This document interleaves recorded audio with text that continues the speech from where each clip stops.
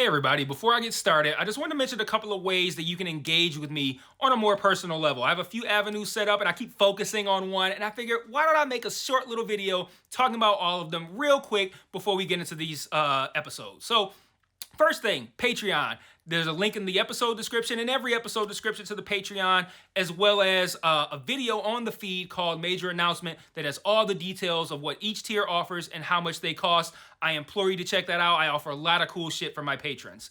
Second thing, the Discord channel. There's also a Discord link in the episode description and in every episode description. I have multiple channels set up there for each show that I'm covering, and it's a great way to just engage with me. I have a channel set up for MMA talk as well. I'm a big MMA fan, so if you're an MMA fan, you can check that out as well. There's a link to the Discord in the episode description. And then lastly, the Facebook and Twitter. Social media. Follow me on there. I post news on there. When I say news, I mean like, hey, I'm stopping covering this show. Hey, I'm starting covering this show. Let me know what you think about this. I do live watches of things on Facebook where like I'll check in and say, I'm watching so-and-so show. And then I'll like live comment while I'm watching it. And that'll be cool if maybe you watch that show too and you want to watch along with me, or you're watching it later and you will see my thoughts, which are usually pretty entertaining because I'm usually pretty high when I'm writing them. So check out all those links in each episode description, and let's talk about this episode. Peace. One mic. Yeah. All I need is one mic. Yeah. All I need is one mic. Hey everybody, welcome back to One Mic, and today I'm here to talk about Season 3, Episode 8 of Hulu's Only Murders in the Building, entitled Sitzprobe. And the episode title here is, well, I'm going to read the definition straight from Wikipedia. Loretta gives the definition real quick in the episode, like a sentence, but you could easily have missed it, so I'm just going to read directly from Wikipedia here. In opera and musical theater, a Sitzprobe, from the German for seated rehearsal, is a rehearsal where the singers sing with the orchestra, focusing attention on integrating the two groups. It is often the first rehearsal where the orchestra and singers rehearse together. So we see that take place in this episode, and the episode title is, of course, named after this because the big moment of the episode, Loretta's confession and also Oliver's second heart attack, take place during the Sitzprobe.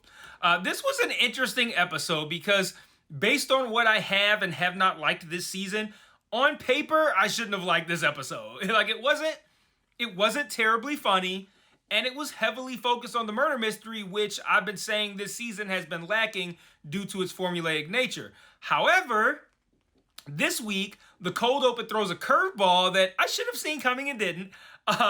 Detective Williams returns, which I didn't like her at first, but she's kind of growing on me. Like, when she's coming around being angry, I don't like her. But then when she kind of like slides a joke in and kind of like breaks that facade, I then like the character. And then with the confession at the end, the show could finally be stepping out of its formula and trying something new. Loretta's confession is interesting because it kind of seems legit. Her song during the Sitzprobe is about protecting your child, and her confession is pretty specific, stating that she poisoned Ben's protein drink the first time, and when that didn't work, she pushed him down the elevator shaft. Now, of course, she could be lying to protect her son.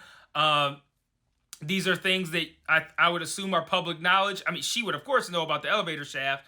The poison, maybe not. But I figure that's something that's not... I figure that's not something where I have to go, how would she know that? Only the killer would know that. I feel like everyone might know that. And then she presented that...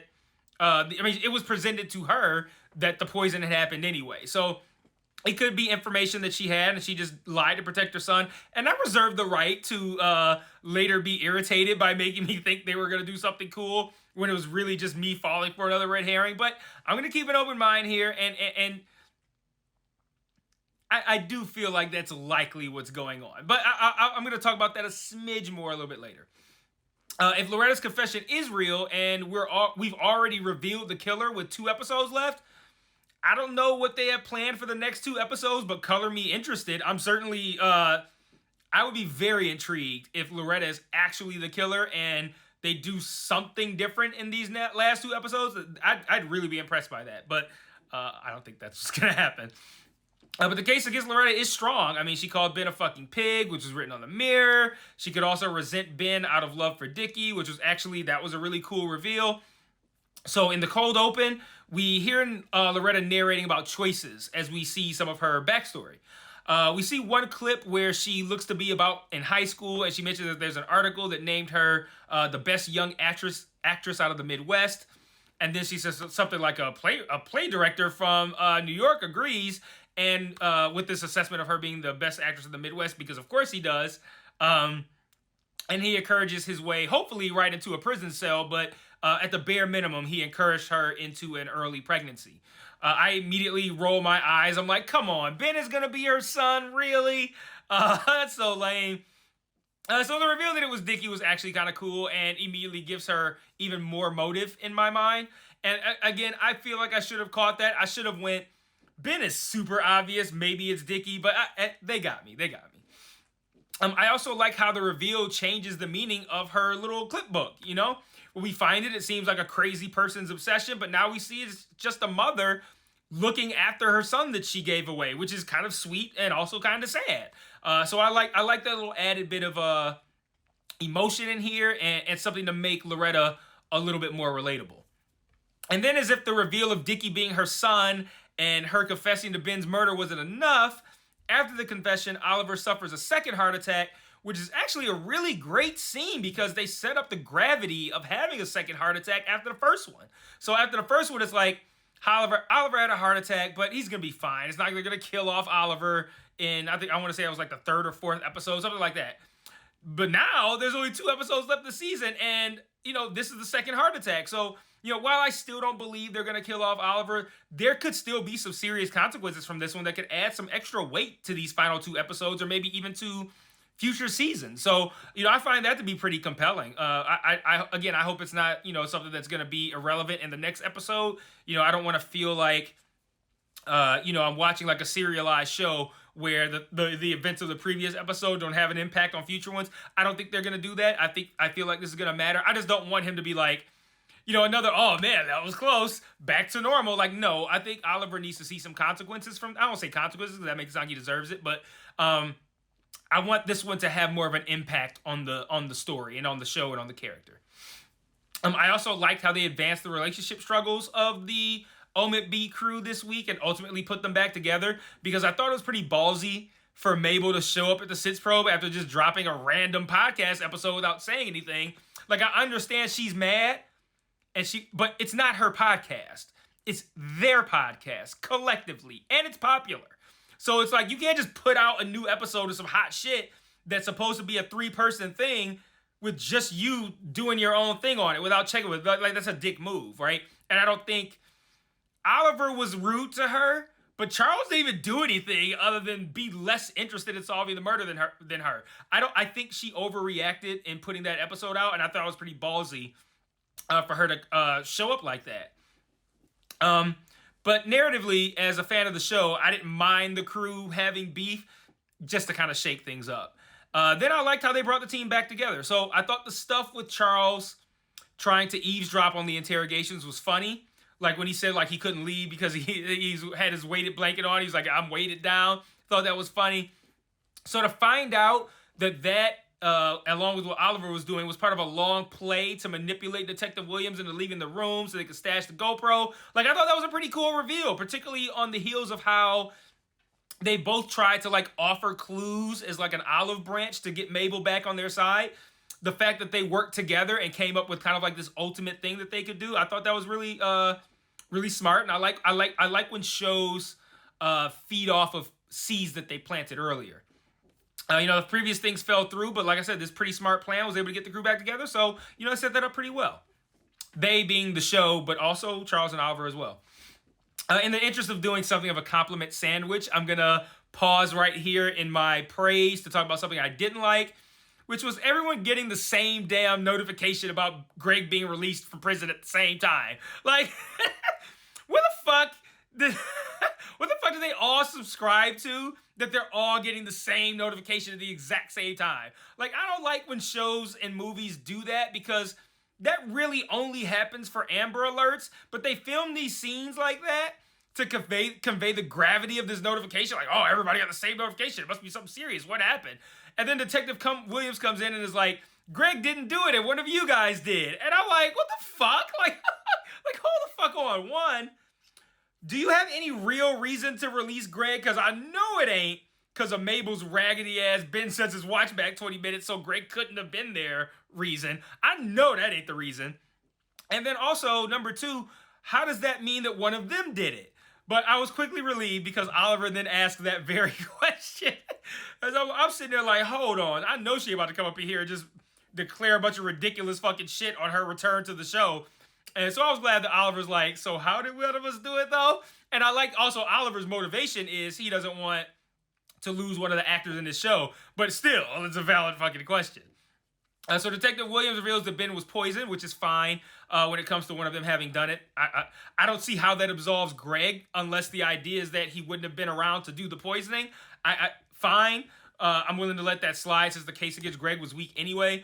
That's me being a little bit nitpicky, but yeah, the whole thing with all the notifications going off, that really made me roll my eyes. Like, they all got the same fucking Hollywood Reporter fucking subscription and shit. They all got their fucking sound turned on to where you can hear the ding. Like, I understand, like, they need that for the effect for the viewer, but it always kind of takes me out of it, because I'm just like, unless it's an Amber Alert, this isn't possible. Let's see, where was I? Oh, here's where I want to get a little suspicious. So, Donna apparently doesn't like Maxine. Maxine is the black woman, bald head journalist, panned Oliver's show prior to it being a musical, etc. Donna says she doesn't like having a critic at the Sitzprobe, but she seems more upset about it than I think she should be if that were the actual reason.